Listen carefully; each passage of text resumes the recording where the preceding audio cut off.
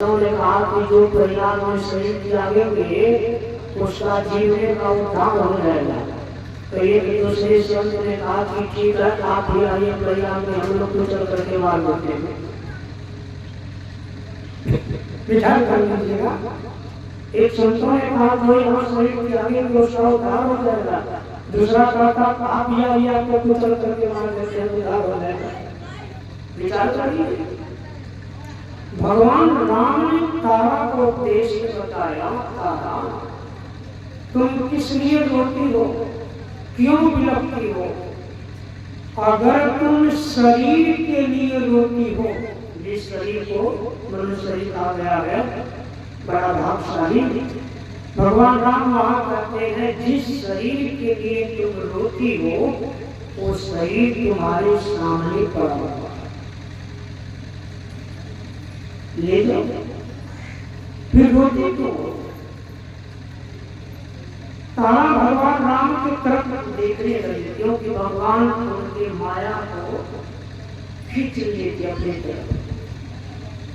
जब तारा देखने लगे तो भगवान राम कहते हैं कि तारा सुनो, अगर तुम आत्मा के लिए रोती हो, कि शरीर में रहने वाली जो आत्मा है, अगर तुम आत्मा के लिए रोती हो तो ये आत्मा कभी मरती ही नहीं है। भगवान राम ने कहा ये आत्मा कभी मरती नहीं है।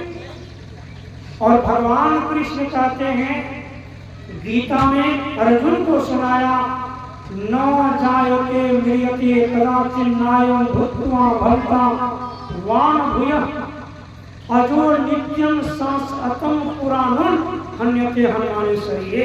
काहे अर्जुन, तुम जितने व्यक्ति को देखते हो, सभी संबंधी को देखते हो, ये सब मरा हुआ है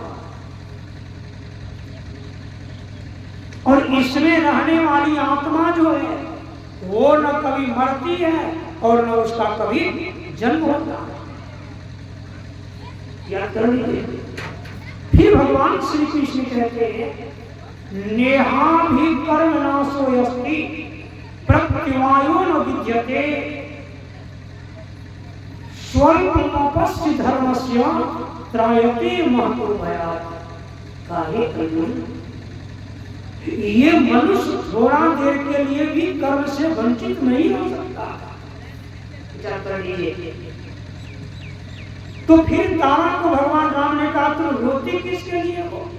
अगर तुम आत्मा के लिए रोती हो तो ये आत्मा के बारे में नचिकेता को यमराज ने कहा अशब्दमय स्पर्श मरुपव्यम तथा रसम नित्यम गंधवत्यम अनाद अनंत महत पर भगवंतन मृत्यु खातु प्रमुख्यते। काहे नचिकेता, तुम जिस आत्म तत्व के ज्ञान के बारे में जानना चाहते हो उस शब्द से वर्णन करने योग्य है ही नहीं जो हम तुमको कुछ सुनाऊंगा, उस शब्द से वर्णन करने योग्य नहीं। और शब्द मोह स्पर्श, उनका यह स्पर्श नहीं हो सकता। स्पर्श तो हम लोग शरीर का करते हैं, हाड़ मांस चमड़े का करते हैं।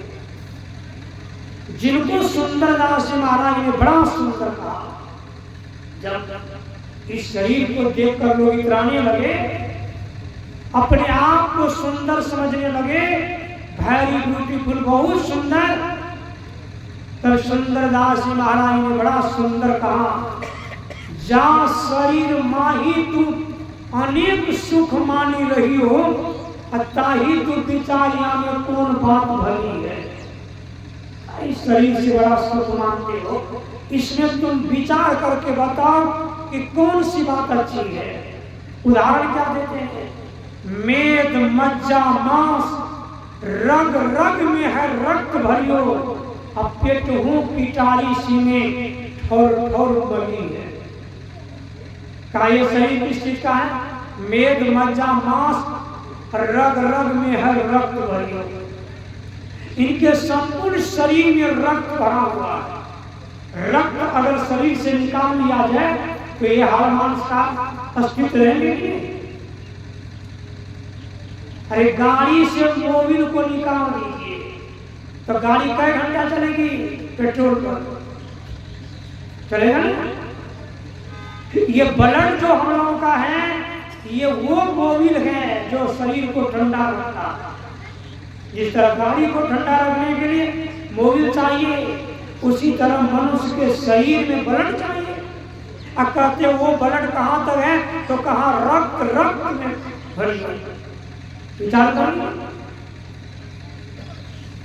कहते हैं जहाँ शरीर माही तू अनेक सुख मानी रही हो, ताही तू विचारिया में कौन बात भली है। मेद मज्जा मांस रग रग में है रक्त भरियो, अब पेट हूँ पिटारी सीने ठोर ठोर मरी है। हाड़ा न सु भरिए मुख, हाड़ा न के नैना नाक, हाथ पौ सब सब हाड़न की बनी है। किसी का बना है? आइए सुने होंगे आप लोग महाभारत के प्रसंग। एक बार तो स्वयं धर्मराज युधिष्ठिर उस जगह पहुंचते हैं जहां गंगा पुत्र भीष्म बाण की सेज पर पड़ा हुआ था। संपूर्ण शरीर में बाण चुभे हुए थे और उस बाण की सेज पर गंगा पुत्र सोया हुआ था। सर जो लटक रहा था तो दो बाण मार करके तकिया बना दिया ताकि सर नहीं झुके। दुर्योधन तो आया था मोटा मोटा तकिया लेकर के देने के लिए।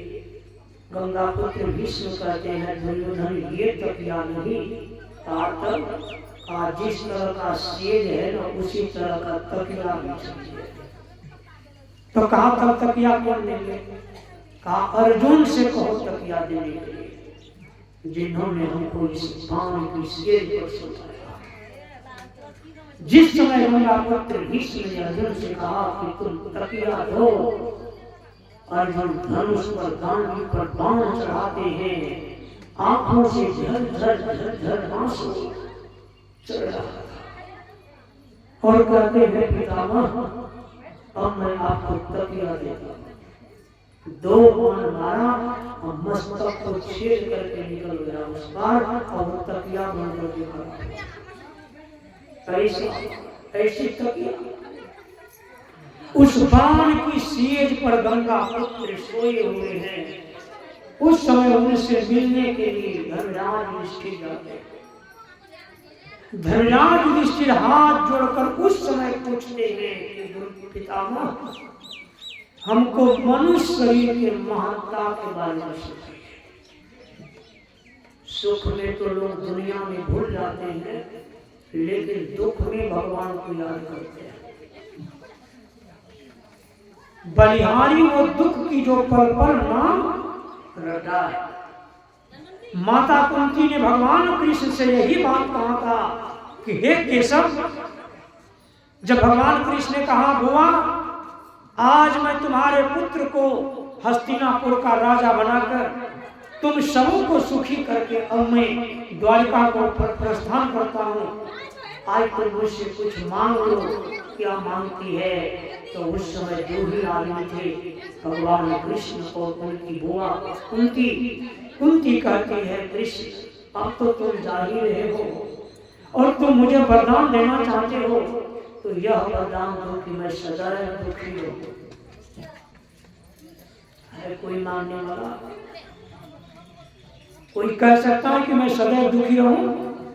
कुंती कहती है मैं सदैव दुखी रहूं। भगवान कृष्ण कहते ही बुआ अब तुम्हारे बेटे को मैंने राज सिंहासन पर बैठा करके राजा बना दिया, तुमको कौन से दुख है कि तुम कहती मैं सदैव दुखी रहूं? तुम वरदान मांगती है कि श्राप मांगती है? कुंती कहती है कृष्ण सुख में लोग तुमको भूल जाते हैं, लेकिन दुख में सदैव याद करते हैं, इसलिए मैं तुमसे दुख ताकि मैं सदैव तुम्हारी याद करती रहूं। विचार कर लीजिए, गंगा पुत्र भीष्म दुख में है और उस समय युधिष्ठिर महाराज निवेदन करते हैं प्रभु पितामह आज हमको मनुष्य शरीर के बारे में बताइए कि मनुष्य शरीर की क्या महत्ता है। गंगा पुत्र भीष्म ने कहा युधिष्ठिर, आज मैं तुमको मनुष्य शरीर की उस महत्ता को सुनाता हूं। याद कर लीजिए, ये मनुष्य शरीर की क्या महत्ता है, जिसको 84 लाख योनि में, विचार कर लीजिए, 84 लाख योनि में जितने जीव हैं सबों से उत्तम मनुष्य शरीर को माना है। आज मैं 84 लाख योनि में जितने जीव हैं उन सबों में सर्वोत्तम मनुष्य शरीर का वर्णन मैं तुमको सुनाता हूँ। जो बात देवराज इंद्र और कश्यप मुनि लेके आता। कश्यप ऋषि, कश्यप जी ब्राह्मण जाति के थे, बड़े उदार चरित्र वाले थे, 4 वेद 6 शास्त्र 18 पुराणों के ज्ञाता थे, देखने में इतने सुंदर जिनका वर्णन छोड़ दीजिए, लेकिन उनके पास संपत्ति नहीं, धन। एक दिन कश्यप आंगन में शांति लोगों को, एक दिन कश्यप जी चले जा रहे थे रास्ते से, एक वैश्य, धनी वैश्य रथ पर बैठ करके उनका सारथी रथ को चला रहा था। रथ को लेकर जा रहे थे, रास्ते में रथ का ठोकर कश्यप जी को लगा। अब कश्यप जी गिर गए खाई में, गड्ढे में, चोट तो लगा। जब वो गड्ढे से निकला बाहर निकल करके आया, पहाड़ पर बैठ करके सोचने लगा, धनहीन जीवन में कहते हैं धनहीन जीवन बेकार, ये शरीर को रख करके कोई लाभ नहीं, मैं इस शरीर को ही त्याग देता। और वो त्यागने की बात सोचे, बैठ करके चिंतन, अकेला कोई था नहीं, मन आगे पीछे करने लगा, मन अशांत हो गया। युधिष्ठिर महाराज कहते हैं, पितामह फिर क्या हुआ कश्यप जी को, जब इतने चिंतित हो गए, सोच में पड़ गए, तो क्या हुआ?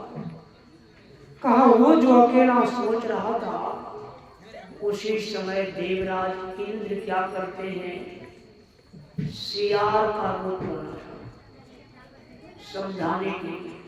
जिस तरह राजा भर्तृहरि को समझाने के लिए गुरु गोरखनाथ जी महाराज ने मिट्टी का हंडी लेकर के आया था, राजा भर्तृहरि कह रहे थे, हाय पिंगला, हाय पिंगला। गुरु गोरखनाथ जी महाराज आए वो मिट्टी की हंडी को लेकर, अब मिट्टी के हंडी को जमीन पर पटक दिए, जोर से कहने लगे, हाय हंडी की, हाय हंडी। अब इतना जोर से हंडी के लिए चिल्लाया कि राजा भर्तृहरि तो कई दिन से पिल्ला पिल्ला करते करते थक गए थे। और उन्हीं के बगल में जोर जोर से गुरु गोरखनाथ जी महाराज चिल्लाने लगे, हाय हाय हाय हाड़ी की, हाय हाड़ी। राजा भर्तृहरि ने देखा, कौन पागल आ गया है, अब देखिए अपना पागल। और वो कहता, ये कौन पागल आ गया है, मिट्टी के हंडी के लिए इतना चिल्लाता। देखिए संत कैसे होते। अब राजा भर्तृहरि अपना दुख को भूल गए, वो है पिल्ला करना छोड़ दिए, आ गए राजा गुरु गोरखनाथ जी महाराज के पास। कहने लगे, महाराज अरे कितना हंडी आपको चाहिए, क्यों हंडी के लिए चिल्लाते हैं? गुरु गोरखनाथ जी महाराज ने कहा, नहीं नहीं, हाय हंडी की, हाय हंडी। अब राजा भर्तृहरि खूब समझाने का प्रयास जब उनको करने लगे, तब क्या कहते, कहा देखो हंडी तो बहुत मिलेगा, लेकिन ऐसी हंडी नहीं मिलेगी। ये हमारी हंडी जो है बहुत सुंदर था, बहुत सुशील था, इसमें पानी रखते थे, बहुत ठंडा था।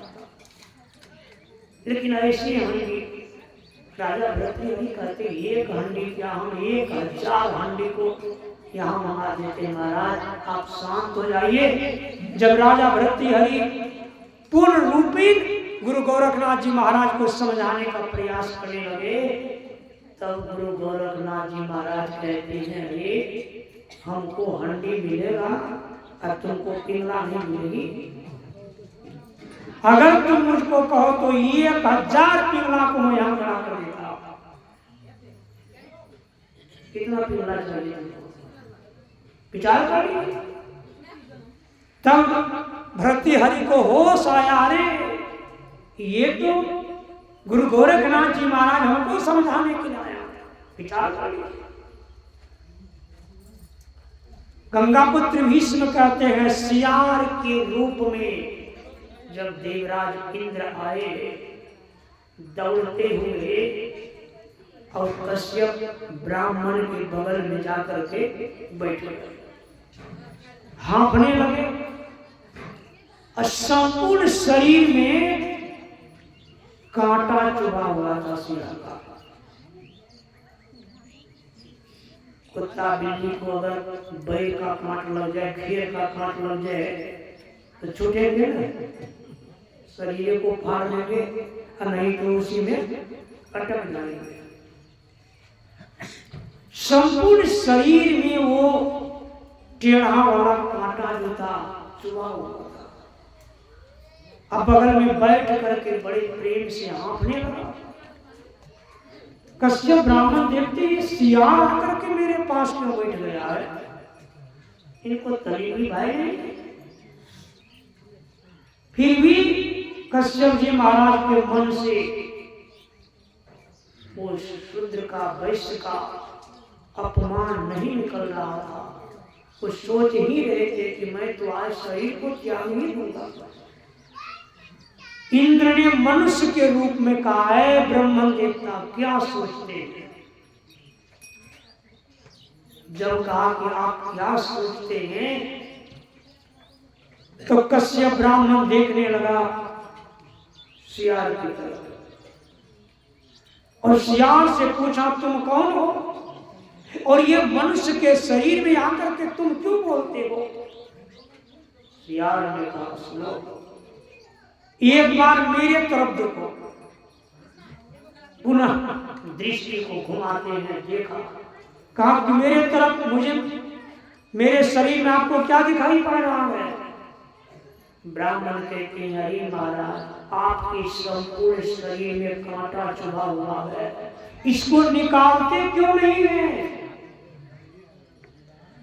इंद्र ने कहा, यही कृपा तो भगवान मेरे ऊपर नहीं किया।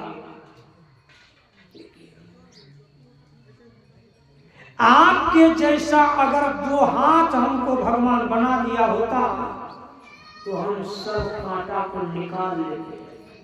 देखिए कितना मार्मिक शब्द बता रहे हैं। अगर आपके तरफ 2 हाथ भगवान हमको बनाया होता तो हम सब कांटा को निकाल लेते, लेकिन आपके ऊपर परमात्मा की असीम कृपा है कि आपको इतना सुंदर हाथ बना दिया। हम तो कांटा भी नहीं निकाल सकते अपने शरीर से। इतना सुंदर शरीर भगवान आपको बनाया, लेकिन फिर भी आप शरीर को त्यागना चाहते हैं। मैं तो परमात्मा से प्रार्थना करता हूं, आप लोग सत्संग योग के दूसरा मंत्र को पढ़िए। उसमें क्या लिखा हुआ? जगत प्रसव करता ईश्वर से इस प्रकार की स्तुति करे, हे जगत प्रसव करता ईश्वर, आप ऐसे विद्वानों को उत्पन्न करें। कैसा विद्वान?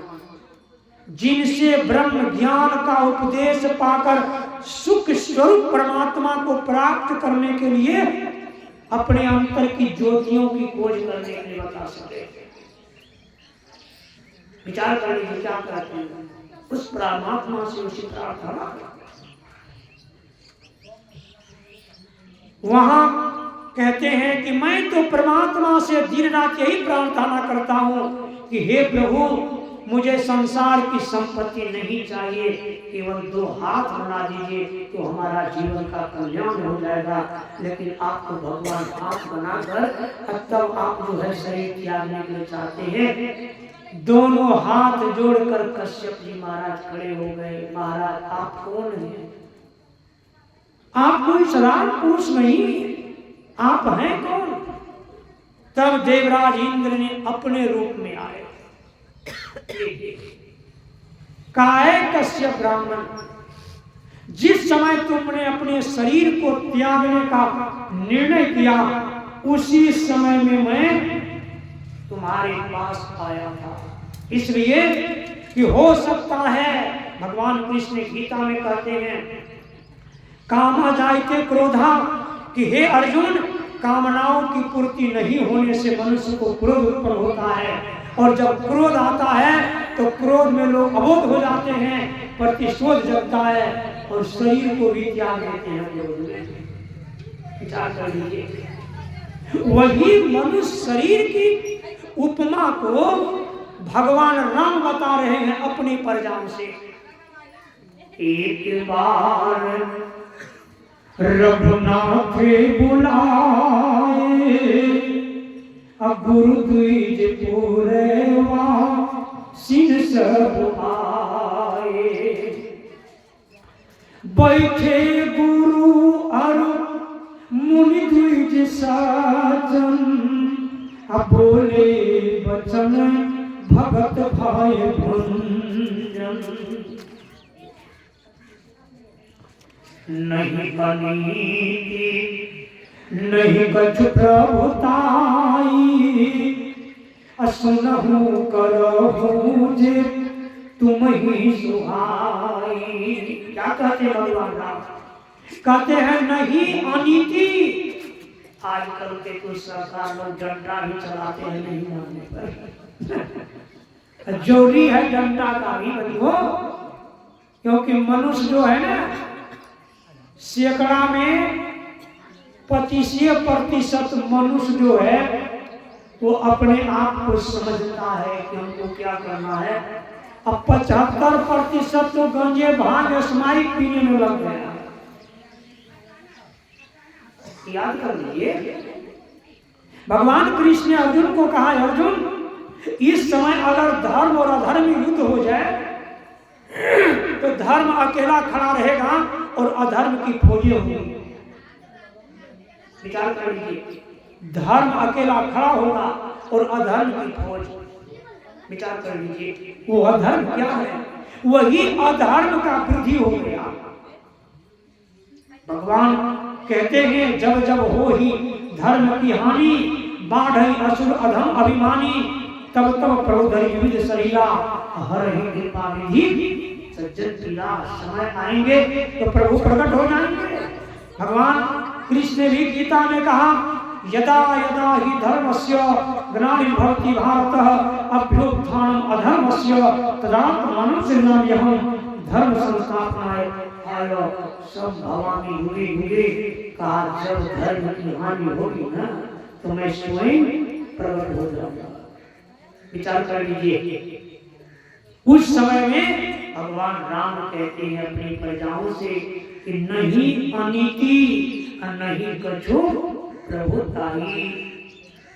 मैं कुछ अनीति की बात कहूं तो मुझे भय छोड़कर रोकना, अब मैं कुछ प्रभुता की भी बात तुम लोगों से कहने योग्य नहीं हूं कि क्यों नहीं करोगे।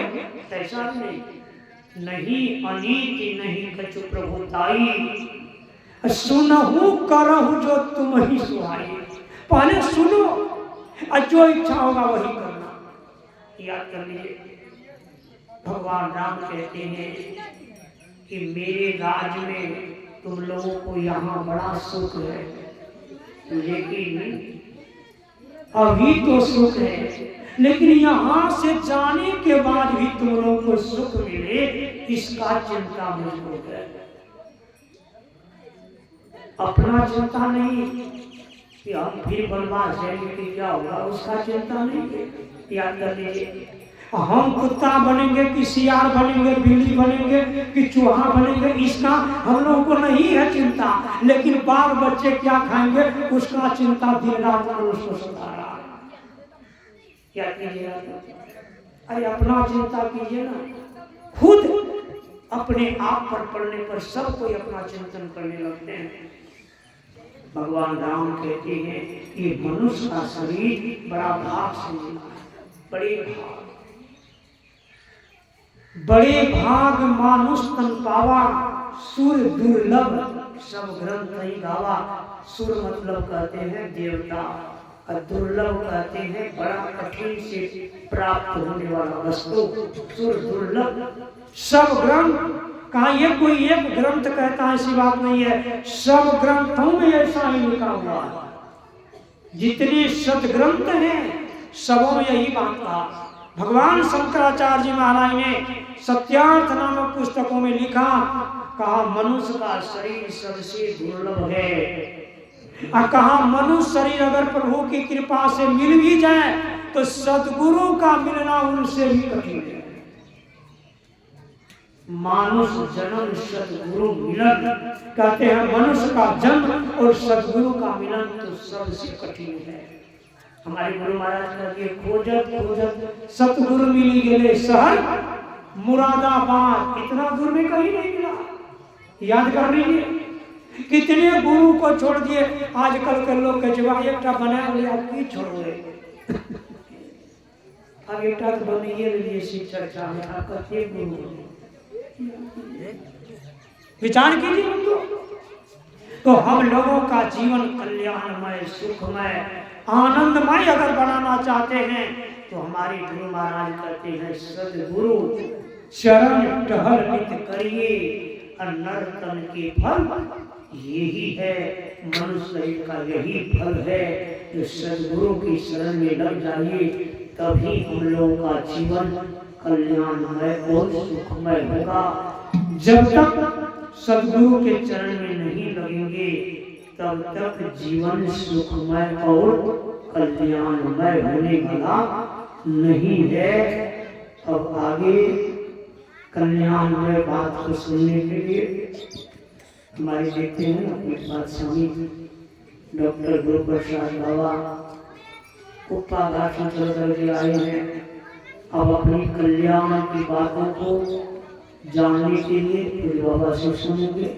बोलिए प्रेम से श्री सदगुरु